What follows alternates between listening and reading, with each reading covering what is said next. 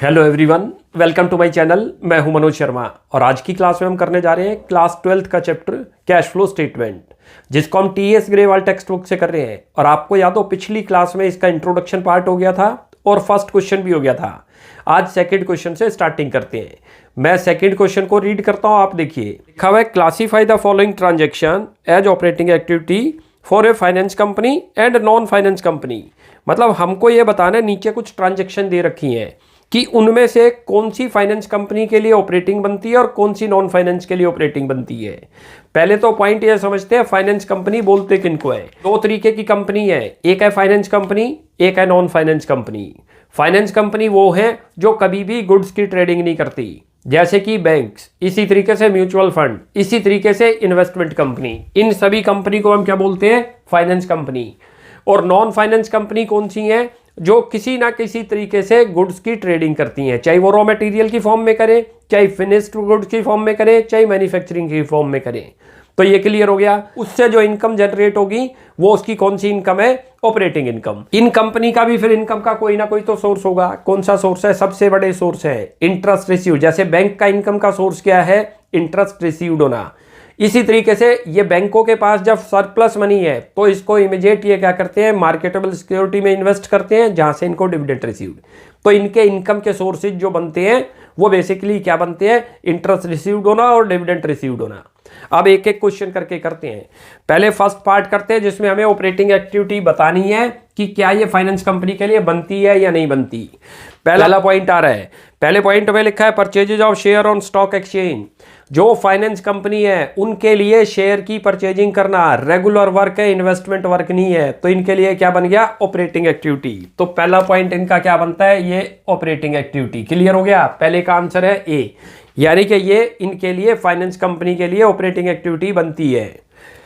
दूसरे में dividend received on share, अभी आपको बताया था इनके लिए रेगुलर इनकम का सोर्स है फाइनेंस कंपनी के लिए। क्या है इसका भी आंसर? क्या आएगा? ये बी, ये इनके लिए ऑपरेटिंग एक्टिविटी बनेगी।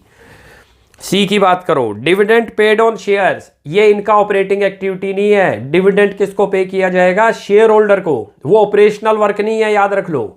वो चाहे फाइनेंस कंपनी है चाहे नॉन फाइनेंस कंपनी है, दोनों के लिए क्या बनती है? वो फाइनेंसिंग एक्टिविटी। यानी कि सी आंसर नहीं है हमारा। ए इसमें ऑपरेटिंग एक्टिविटी बनेगा, बी बनेगा, सी नहीं बनेगा, याद रख लो। डी की बात करो, लोन गिवन, रेगुलर वर्क है इनका फाइनेंस कंपनियों का। लोन का देना, लोन का टेकन करना, ये इनकी नॉर्मल एक्टिविटी का पार्ट है। और मैंने आपको बता दिया जो रेगुलर वर्क होंगे वो ऑपरेटिंग एक्टिविटी के वर्क है। रेगुलर का मतलब रेगुलर नेचर के वर्क है। तो डी ऑपरेटिंग एक्टिविटी। चलो जी, उसके बाद अगला देखो, लोन टेकन। मैंने आपको बता दिया लोन को देना या लोन को लेना, दोनों इनके ऑपरेशनल वर्क है, क्योंकि रेगुलर बेसिस पर करते हैं ये वर्क। इस पर ये रहा। अगला आ रहा है interest paid on borrowings. Interest received करना या इंटरेस्ट पेड करना, इनका रेगुलर वर्क है। It is also operating activity. लिख दो ये भी। यानी कि खाली एक जो सी आपका है वो ही नहीं है बस इसमें ऑपरेटिंग एक्टिविटी, और सारे इनके ऑपरेटिंग एक्टिविटी हैं यदि ये फाइनेंस कंपनी है तो। अब अगले में हमसे पूछ रहा है नॉन फाइनेंस के लिए भी बताओ। तो नॉन फाइनेंस के लिए देखो, पहले शेयर को परचेज करना इन्वेस्टिंग का पार्ट बनता है इनके लिए, यानी कि ऑपरेटिंग नहीं है। ए पॉइंट क्लियर है। बी की बात करो, बी में लिखा है डिविडेंड रिसीव्ड ऑन शेयर। जब इन्वेस्टमेंट करेंगे तो इन्वेस्टिंग एक्टिविटी में आएगा, ऑपरेटिंग नहीं है। ऑपरेशनल वर्क तो इनका ट्रेड करने का है, तो बी भी नहीं है इनका ऑपरेटिंग वर्क, ये भी ऑपरेटिंग एक्टिविटी नहीं है। डिविडेंड पेड ऑन शेयर्स, ये तो अभी आपको बता दिया है, तो फाइनेंसिंग एक्टिविटी का पार्ट है। सी भी नहीं है इसमें, ना ए ऑपरेटिंग एक्टिविटी इनके लिए, ना बी ना सी। डी चलते हैं, loan given financing activity, loan taken financing activity. D भी इनके लिए नहीं बनता, ई भी नहीं बनता। एफ जरा चलते हैं। एफ में interest paid on borrowings financing activity, operating नहीं है। यानी कि जो नॉन फाइनेंस कंपनी के लिए है इनमें जो जो पॉइंट आए हैं एक भी ऑपरेटिंग एक्टिविटी में नहीं आएगा। क्लियर हो गया? तो ये पॉइंट क्लियर हो गया कि फाइनेंस कंपनी किसको बोलते हैं? जितने भी बैंक्स हैं, जितनी भी म्यूचुअल फंड एजेंसी है, जितनी भी इन्वेस्टमेंट कंपनी है, उनके लिए इंटरेस्ट पेड करना, इंटरेस्ट रिसीव्ड करना, डिविडेंड रिसीव्ड करना, लोन गिवन करना, लोन टेकन करना रेगुलर नेचर का वर्क है। उससे रिलेटेड जो भी चीज आएगी वो किस में आ जाएगी? ऑपरेटिंग। शेयर को परचेज करना, शेयर को सेल आउट करना, ये भी उनके लिए रेगुलर नेचर का वर्क है, ये भी ऑपरेटिंग एक्टिविटी का पार्ट है। तो ये क्लियर हो गया। लेकिन नॉन फाइनेंस कंपनी के लिए ये कोई भी एक्टिविटी जो आपको बताई अभी, लोन गिवन, लोन टेकन, उसके ऊपर इंटरेस्ट पेड करना, इंटरेस्ट रिसीव्ड करना, ये सब क्या है, इनके रेगुलर वर्क नहीं है। रेगुलर तो इनके ट्रेड वर्क है, तो वो सब अदर एक्टिविटी में आएंगे, ऑपरेटिंग में नहीं आएंगी नॉन फाइनेंस के लिए। अब एक और क्वेश्चन करते हैं, उससे और क्लियर होगा आपको। नेक्स्ट क्वेश्चन करते हैं थर्ड, मैं रीड करता हूं, आप देखिए। लिखा है state which of the following would result inflow और आउटफ्लो और no flow of cash and cash equivalent. यानी कि नीचे कुछ ट्रांजैक्शंस दे रखी हैं जिससे हमें ये बताना है कि इन ट्रांजैक्शन से क्या बिजनेस में इनफ्लो हुआ है कैश एंड कैश इक्विवेलेंट का, आउटफ्लो हुआ है या नो फ्लो हुआ है। कैसे पता चलता है, देखो, इनफ्लो का मतलब है मनी का आना, आउटफ्लो का मतलब है मनी का जाना, और नो इनफ्लो का मतलब है जिसमें मनी इन्वॉल्व नहीं, ना तो मनी आई और ना मनी गई। अब पहला पॉइंट देखते हैं। पहले पॉइंट में लिखा है सेल ऑफ फिक्स एसेट। हमने फिक्स एसेट्स को सेल आउट कर दिया जिसकी बुक वैल्यू थी 1 लाख रुपी एट ए प्रॉफिट ऑफ 10,000। हमने प्रॉफिट पर सेल करा। तो एक बात बताओ, जब हम मशीन को सेल आउट करेंगे तो बिजनेस के पास क्या आएगा, मनी आएगी। तो इनफ्लो हो रहा है या आउटफ्लो, इनफ्लो। अच्छा, हमें इस पॉइंट पे नहीं जाना कि वो प्रॉफिट पर सेल आउट हुई या लॉस पर सेल आउट हुई या एट पार पर सेल आउट हुई। बेसिक आपने ये देखना है कि मनी हमारे पास आई या नहीं। तो पहला पॉइंट का आंसर क्या आ जाएगा, इनफ्लो। तो पहले के अंदर आंसर तो लिख दो इनफ्लो के अंदर। क्लियर हो गया? तो पहले का आंसर तो यहां लिख दो, ये रहा फर्स्ट। क्लियर है? अब आगे चलो। कहता है sale of goods against cash. आगे आ गया। हमें ये नहीं देखना मशीन सेल करते हैं या जो है गुड्स को सेल करते हैं, हमें तो फोकस रखना है कि मनी आ रही है या जा रही है। मनी आ गई तो इनफ्लो हो गया, मनी बिजनेस में से चली गई तो आउटफ्लो हो गया, और कुछ वर्क नहीं हुआ तो नो फ्लो हो गया। अब हमने यहां पर क्या कर दिया, गुड्स को सेल आउट कर दिया तो मनी तो आ गई, इट इज इनफ्लो। तो बी का आंसर क्या आएगा, inflow of cash and cash equivalent. अगला देखो, कहता है purchases of machinery for cash. अब हमने मशीन को खरीद लिया, अपने ऊपर अप्लाई करा करो। आप यदि कोई चीज परचेज करते हो, what will happen with you, क्या होगा जब कोई चीज परचेज करेंगे तो आपकी जेब से पैसा जाएगा, तो इट इज आउटफ्लो। तो लिख दो आउटफ्लो। ये मान के चलना ये कंपनी हमारी है, ये ट्रांजैक्शन हमारे से रिलेटेड है, उसके एंगल से हमने सोचना है। अगला देखो डी पॉइंट, कहता है purchases of land and building. Land and building purchase करी है 10 लाख रुपए की, और कंसिडरेशन का मतलब जो पेमेंट हुई, paid by issue of debenture. याद करो ये आपने डिवेंचर में भी करा था, purchase consideration other than cash. Cash involve नहीं है, कैश के बदले क्या दे दिया हमने उनको, डिवेंचर। तो क्या इसमें कोई इनफ्लो आउटफ्लो दिखता है? इनफ्लो का तो मतलब ही नहीं, क्योंकि जब आप कोई चीज परचेज करोगे तो जेब से मनी जाएगी, मनी जाएगी तो आउटफ्लो होने के चांस है। लेकिन हमने कैश में ना परचेजेज करके कंसिडरेशन किस तरीके से पे आउट करा, इशू ऑफ डिवेंचर। तो इसका आंसर क्या आ जाएगा, नो इनफ्लो नो आउटफ्लो। यहां लिख लो, ये डी इसके अंदर आ गया। क्लियर है? पॉइंट आ जाओ है ई पे, issued fully paid bonus share. Bonus share किसको मिलते हैं, हमेशा याद रख लो, शेयर होल्डर को। और जब कभी भी कंपनी अपने शेयर होल्डर को बोनस शेयर देगी तो वो कैश में नहीं देगी, उनके शेयर को इंक्रीज कर देगी। तो इसमें भी ना तो मनी गई हमारे पास से, ना मनी आई, नो फ्लो। लिखो इसका आंसर नो फ्लो, ई। चलो अगला चलते हैं। अगला भी बहुत ध्यान से देखना, लिखा हुआ है कैश विड्रॉन फ्रॉम बैंक। मैंने कल की क्लास में आपको बताया था, याद करो, cash and cash equivalent. Cash and cash equivalent के अंदर क्या है, कैश का बैलेंस है, बैंक का बैलेंस है, याद करो, मार्केटेबल सिक्योरिटी। ये जब भी इंक्रीज और डिक्रीज होंगी तो overall cash and cash equivalent के ऊपर कोई इंपैक्ट नहीं पड़ता। आपने कैश विड्रॉन फ्रॉम बैंक किया, लेट करो आपके पास अभी 2 लाख रुपये है कैश और बैंक में है 8 लाख रुपये। टोटल लिक्विडिटी कितनी हो गई हमारी, cash and cash equivalent 10 lakh. यदि हम बैंक से 1 लाख निकालना है तो 3 लाख हो गया हमारे पास, लेकिन बैंक में कितना है, 7 लाख। तो अल्टीमेट क्या हुआ, कोई इंपैक्ट नहीं, यानी कि नो फ्लो इसका आंसर नोट करो। इसमें ज्यादातर मिस्टेक हम क्या करते हैं कि इसमें इनफ्लो बता देंगे कि हमने निकाला, इनफ्लो नहीं हुआ। कैश एंड कैश इक्विवेलेंट पे जाओ, वो क्या चीज है, वो इक्वल टू है कैश के और बैंक के बैलेंस के बराबर और मार्केटेबल सिक्योरिटी। तो जब भी कोई ट्रांजैक्शन कैश में आप चाहे डिपॉजिट करो चाहे कैश से विड्रॉल करो, आपके ओवरऑल लिक्विडिटी पर कोई इंपैक्ट नहीं पड़ता। तो इसका आंसर क्या आएगा, नो फ्लो। नेक्स्ट चलते हैं, पेमेंट ऑफ इंटरिम डिविडेंड। यहां तो क्लियर ही आ गया, पेमेंट करिए तो मनी गई है तो आउटफ्लो लिखो आंसर, ये रहा। तो ये था इसका आंसर, क्लियर हो गया। अब एक और क्वेश्चन करते हैं फोर्थ, तो मैं रीड करता हूं, आप देखिए।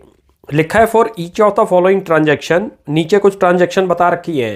Calculate the resulting cash flow and state the nature of cash flow that is whether it is operating, investing और फाइनेंसिंग एक्टिविटी। यानी कि हमें उसका फ्लो भी बताना है कि कितने अमाउंट का फ्लो हुआ है, और साथ में एक्टिविटी भी बतानी है कि वो कौन सी एक्टिविटी का पार्ट है। देखो पहला पॉइंट आ रहा है, बहुत ध्यान से देखना। लिखा है एक्वायर्ड मशीनरी फॉर रुपी 2,50,000। हमने 2,50,000 की मशीनरी एक्वायर करी है। पेइंग 20% बाई चेक, और 20% की पेमेंट तो चेक के थ्रू कर दी। And executing a bond for the balance payable, और बाद में एग्जीक्यूट कर दिया, एक बॉन्ड्स दे दिया। यानी कि हमने जो परचेजिंग करी है खाली 20% कैश में पेमेंट की है। कितने की करी है? कैश का मतलब होता है चाहे कैश के थ्रू करो चाहे चेक के थ्रू करो। 2,50,000 है, उसका 20% करो, कितना बन गया? 50,000। ये लो 2,50,000 इंटू करो 20/100। ये पहला पॉइंट आ रहा है। 50,000 का आपका आउटफ्लो हुआ है, नोट कर लेना। ये रहा 2,50,000 का नहीं हुआ। कितने का आउटफ्लो हुआ है? 2,50,000 का नहीं हुआ। 250 की तो मशीन खरीदी है, याद रख लो। मशीन को परचेज करने में खाली 20% चेक के थ्रू पेमेंट हुई, और रेस्ट अमाउंट का हमने जो है बॉन्ड्स इशू कर रखा है उनको। तो अल्टीमेट मनी कितनी गई बिजनेस में से? 50,000। कितने का आउटफ्लो दिख रहा है? 50। अच्छा, असेट्स परचेज है तो कौन सी एक्टिविटी में आएगा? लिख दो इन्वेस्टिंग एक्टिविटी। क्लियर है ये? अब अगले का चलते हैं। बी पॉइंट में आ रहा है, डायरेक्ट ही बता रखा है, paid rupee 2,50,000 to acquire share in Informa tech limited and received a dividend of rupee 50,000 after acquisition. हमने जो है इन्वेस्टमेंट करी है किसी कंपनी के शेयर के अंदर, कितने की करी है? 2,50,000। वहां से कंपनी से हमें कितने का अमाउंट रिलीज हुआ? 50,000।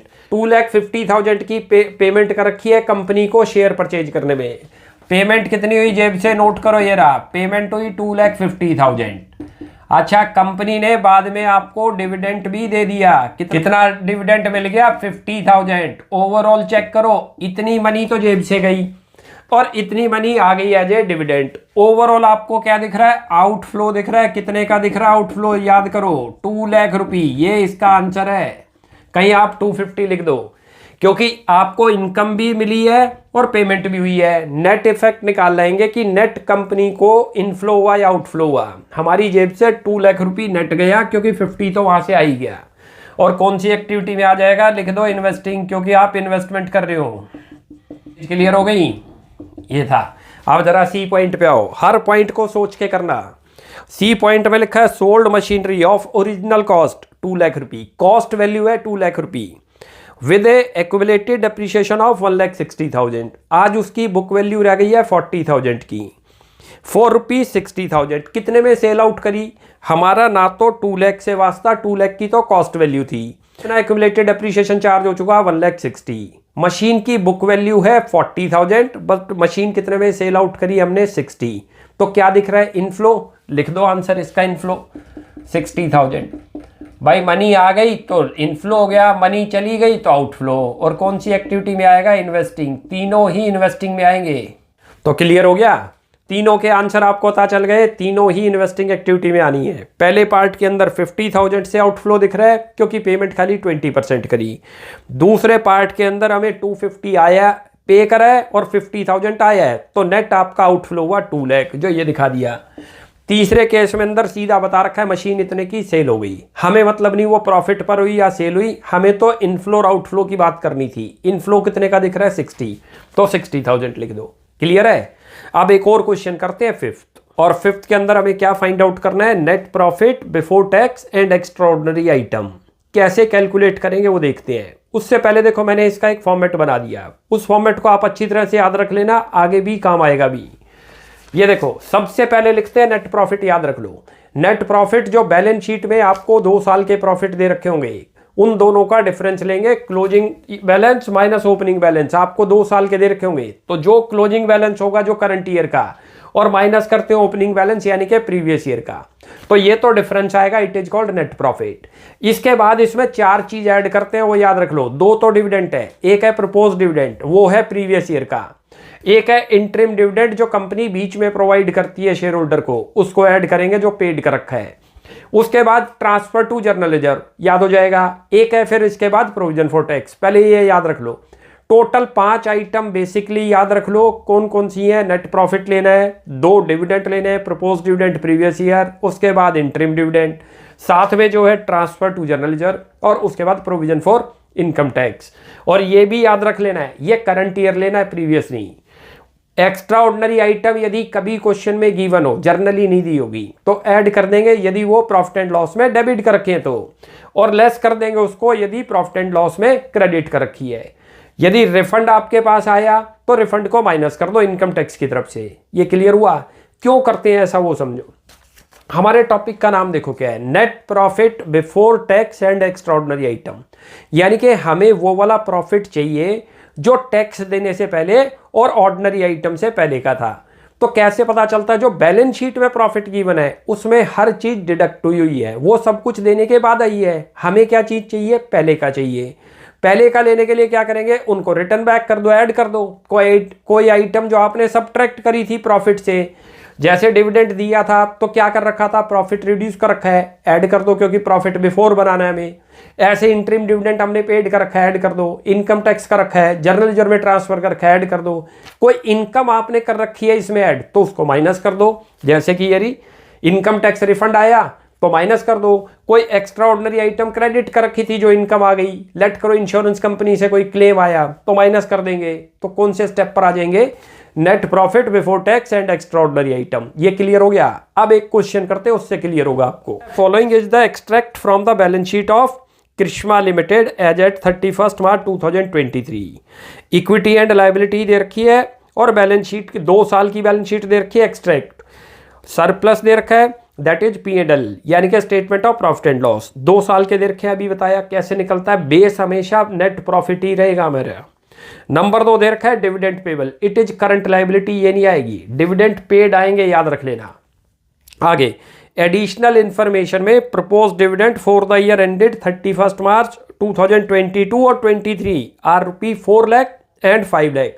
और हमने यहाँ देखो ये लिखा हुआ था propose dividend pay previous year लेना, करंट नहीं। क्लियर है? तो कैसे करेंगे शुरुआत देखो जरा। सबसे पहले हेडिंग डाल दो calculation of net profit before tax and extraordinary item. Start इस हेडिंग के अंदर करते हैं। क्लियर है? ये तो फॉर्मेट है, ये अपने सामने रखो जो आपको याद हो जाएगा। ये काम आएगा अभी जब हम पूरा कैश फ्लो स्टेटमेंट, सबसे पहला स्टेप ही यही आएगा। अच्छा यहाँ लिखो सबसे पहले तो नेट प्रॉफिट कैसे लिखते थे अभी आपको बताया था। नेट प्रॉफिट आपको क्लोजिंग और ये दे रखे हैं दोनों, एक तो 10 लाख दे रखा है और ओपनिंग कितना दे रखा था? 5 लाख। ये देखो पहला स्टेप ही है, ये रहा नेट प्रॉफिट। कैसे फाइंड आउट होगा? 2 ईयर के प्रॉफिट होंगे, क्लोजिंग ले लो करंट यानी कि करंट ईयर और माइनस प्रीवियस ईयर, ऐसे भी याद रख लो। तो 5 लाख रुपये लिखो यार, ये तो ये बन गया हमारा। उसके बाद इनमें से जो आइटम आपको दे रखे हो क्वेश्चन में, जर्नली सारी नहीं दे रखी होंगी, ठीक है, कौन कौन सी दे रखी है वही लेंगे। जो बैलेंस शीट में डिविडेंड पेबल है it is a current liability, ये नहीं आएगी, याद रख लो। नीचे आपको 2 डिविडेंड दे रखे हैं, प्रपोज डिविडेंड, और मैंने क्या बताया कौन सा डिविडेंड लेना है आपको? खाली प्रीवियस ईयर का कितना दे रखा है? 4 लाख। ऐड करो इसके अंदर प्रपोज डिविडेंड 4 लाख रुपए। क्लियर हो गया? ये आपका आंसर आ गया ना। तो इसमें इंटरिम डिविडेंड दे रखा क्वेश्चन में, जैसे यहाँ आपको बताए थे। याद करने का तरीका समझ लो, 5 आइटम है जर्नली, नेट प्रॉफिट है, 2 डिविडेंड है, एक जनरल रिजर्व है और एक provision for tax. Extra ordinary item तो दोनों कभी कभार ही दिखेंगी। यदि डेबिट कर रखी है P&L में तो उसको जो है ऐड कर देंगे, और क्रेडिट कर रखे तो उसको माइनस, और टैक्स रिफंड है तो माइनस हो जाएगा। इस क्वेश्चन में इनमें से बस खाली एक तो नेट प्रॉफिट था और एक प्रपोज डिविडेंड, हो गया खत्म। यहाँ ये तो पूरा बड़ा फॉर्मेट है, याद रख लेना। ये जरूरी नहीं है सारी आइटम ही आए क्वेश्चन में। कितना बन गया? 9 लाख, ये इसका आंसर आ गया।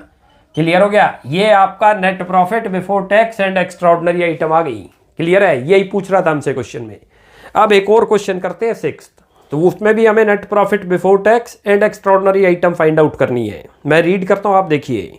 लिखा है following is the extract from the balance sheet of mercury limited. Liability side में बता रखा है इक्विटी एंड शेयर कैपिटल दे रखी है, 8 लाख प्रेफरेंस शेयर दे रखे हैं, स्टेटमेंट ऑफ P&L है, और उसके बाद अनपेड डिविडेंड। ये तो बैलेंस शीट है एक्सट्रैक्ट। नीचे एडिशनल इन्फॉर्मेशन में प्रपोज डिविडेंड आ गया। लिखा है propose dividend on equity share for the year 2021, 22 और 22, 23 2 दे रखे हैं। तो मैंने आपको बताया था प्रीवियस ईयर का कंसिडर करेंगे, करंट ईयर को इग्नोर करेंगे प्रपोज डिविडेंड में। Interim dividend ₹40,000 on equity share was paid, और डिविडेंड दे रखा है, यानी कि दोनों डिविडेंड दे रखे हैं। कैसे शुरुआत करते हैं देखो जरा आप, ये यहां पर सबसे पहले लिखा करो, हेडिंग डाल दो calculation of net profit before tax and extraordinary item. ये फॉर्मेट है, याद रख लेना। मैक्सिमम इतनी आइटम आ सकती हैं जब आपको net profit before tax and extraordinary item find out करनी हो। तो सबसे पहले क्या लिखेंगे, नेट प्रॉफिट से स्टार्टिंग करो। नेट प्रॉफिट कैसे बताया था, क्लोजिंग आपको प्रॉफिट का बैलेंस दे रखा है स्टेटमेंट ऑफ P&L में, और जो है ओपनिंग का दे रखा है, दोनों का डिफरेंस आएगा। कितना आ गया, क्लोजिंग माइनस ओपनिंग कर दो। क्लोजिंग आपको दे रखा है देखो 7,20,000 लिख लो, और माइनस ओपनिंग दे रखा है 4 लाख, तो टोटल आपका जो आ गया वो 3,20,000 आ गया आपका। क्लियर है, ये क्या चीज आ गया, नेट प्रॉफिट। वैसे भी पता चलता है, लास्ट ईयर प्रॉफिट था 4 लाख और करंट ईयर में बढ़कर वो कितना हुआ है 1,20,000, इसका मतलब 3,20,000 का प्रॉफिट आया। वरना सीधा लॉजिक याद रख लो, closing profit minus opening profit जो दे रखे होंगे। अब ऐड क्या करने थे, याद करो। 2 डिविडेंड बता रखे हैं आपको, जर्नल लेजर बता रखा है, प्रोविजन फॉर टैक्स बता रखा है। क्वेश्चन में ना तो प्रोविजन फॉर टैक्स, ना ही जर्नल लेजर, तो वो तो ही नहीं, ना कोई एक्स्ट्रा ऑर्डिनरी आइटम, खाली डिविडेंड की बात है। अच्छा, डिविडेंड में थोड़ा अच्छा पॉइंट इसमें एक आएगा, वो डिस्कस करते हैं अभी। सबसे पहले यहाँ लिख दो ऐड प्रपोज डिविडेंड, और कौन सा बताया था आपको, याद करो, प्रीवियस ईयर कितना दे रखा है, यहाँ चेक करो 1,60,000 लिख लो, 1,60,000। उसके बाद आगे दे रखा है इंटरिम डिविडेंड, वो लिखो यहाँ पर। जो बैलेंस शीट में दे रखा है अनपेड डिविडेंड, वो लायबिलिटी है, वो नहीं आएगा कभी भी, यहाँ याद रख लेना। कितना दे रखा है 40,000 लिखो। उसके बाद ये रहा, ये आपको यहाँ पर एक नई चीज आएगी अब, डिविडेंड ऑन प्रेफरेंस शेयर। वो कैसे पता चला, देखो जब कभी भी बैलेंस शीट में 2 कैपिटल हो तो आपको हमेशा नीचे चेक कर लेना चाहिए कि डिविडेंड जो है दोनों को दिया है या खाली एक को, क्योंकि फर्स्ट डिविडेंड जो पे करते हैं प्रेफरेंस को करते हैं, और सेकंड किसको करते हैं, इक्विटी को। यदि इक्विटी शेयर होल्डर को डिविडेंड दे दिया तो ये अंडरस्टूड है कि प्रेफरेंस को भी दे दिया। अब प्रेफरेंस के बारे में देखो बता नहीं रखा कितना दिया है, लेकिन हमेशा प्रेफरेंस शेयर कैपिटल के सामने परसेंटेज का साइन होगा। देखो परसेंटेज का साइन है 10%। ओपनिंग कितना दे रखा है 6 लाख, 6 लाख का जो है 10% करो। यहाँ लिखो डिविडेंड ऑन प्रेफरेंस शेयर। ये अच्छा पॉइंट है इस क्वेश्चन में। जब कभी भी दोनों कैपिटल आ जाए, इक्विटी शेयर कैपिटल और प्रेफरेंस शेयर कैपिटल, तो आप एडजस्टमेंट में चेक करो क्या नीचे प्रेफरेंस शेयर कैपिटल का भी डिविडेंड दे दिया है, नहीं दिया तो वो हिडन है, अपने आप पे करना पड़ेगा।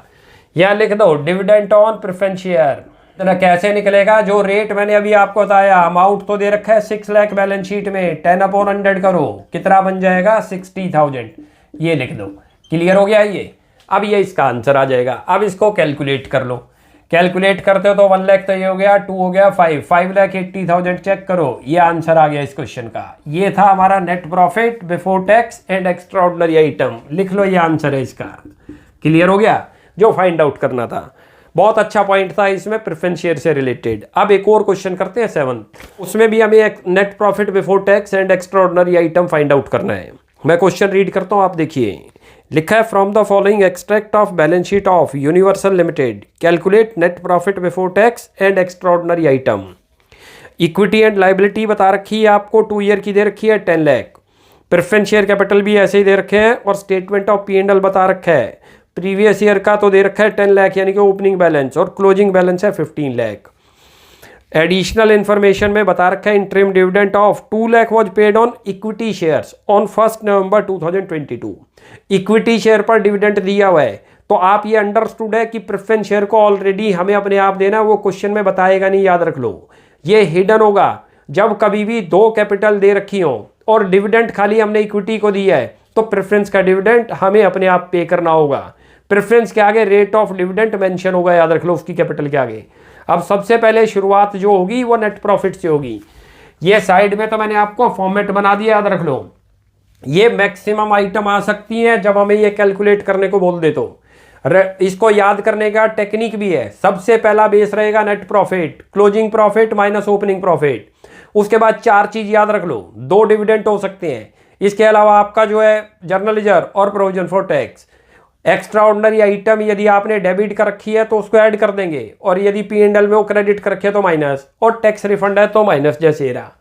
जनरली सारी आइटम किसी भी क्वेश्चन में एक साथ नहीं आएंगी, सबसे पहले स्टार्टिंग जो करेंगे किससे करेंगे, नेट प्रॉफिट। अब इस क्वेश्चन में देखो नेट प्रॉफिट से शुरुआत करो, लिखो नेट प्रॉफिट, ऊपर हेडिंग डाल दो calculation of net profit before tax and extraordinary item. लिखो नेट प्रॉफिट कितना दे रखा है आपको, ये यहाँ दे रखा है नेट प्रॉफिट, देखो ये रहा 10 लाख और 15 लाख, यानी कि क्लोजिंग तो दे रखा है 15 लाख और ओपनिंग कितना दे रखा है 10 लाख, कर दोगे तो कितना आ गया 5 लाख रुपये। ये तो आपका नेट प्रॉफिट बेस रहा, याद रख लो। अब इसमें डिविडेंड की बात है, क्योंकि क्वेश्चन में खाली डिविडेंड ही है, तो डिविडेंड लो। यहाँ पर ऐड करो पहले इंटरिम डिविडेंड, कितना दे रखा है इंटरिम डिविडेंड 2 लाख रुपये, और इक्विटी पर लिखा हुआ है क्लियर, याद रख लो। अब जो है प्रेफरेंस को हमें अपने आप देना होगा, प्रेफरेंस शेयर कैपिटल चेक करो 10 लाख है ओपनिंग, और उसका रेट ऑफ डिविडेंड कितना है 10%, तो वो भी देना होगा, याद कर लो, वो लिख लो यहाँ पर। डिविडेंड ऑन प्रेफरेंस शेयर कैसे कैलकुलेट होगा, जो आपको शेयर्स दे रखे हैं, याद रख लो 10 लाख के शेयर दे रखी है capital opening into rate of dividend दे रखा है उसके सामने, कितना बन गया 1 लाख रुपये लिख दो। अब इसका टोटल कर दो, ये 8 लाख रुपये आपका आ गया। ये क्या चीज़ आ गई, net profit before tax and extraordinary item, यानी कि टैक्स देने से पहले कंपनी के पास जो था 8 लाख रुपये का प्रॉफिट आया था। तो यहाँ इसका ये आंसर आ गया इस क्वेश्चन का। क्लियर हो गया। तो आज हमारे अब ये 7 तक कंप्लीट हो गए। नेक्स्ट क्लास में आगे कंटिन्यू करते हैं। आप यहाँ तक प्रैक्टिस कीजिए। कोई भी डाउट लगता है you will ask in comment section. आपको हमारी वीडियो अच्छी लगती है प्लीज़ इसको लाइक एंड सब्सक्राइब कीजिए। Thanks for watching my video. Next class में जल्दी मिलते हैं।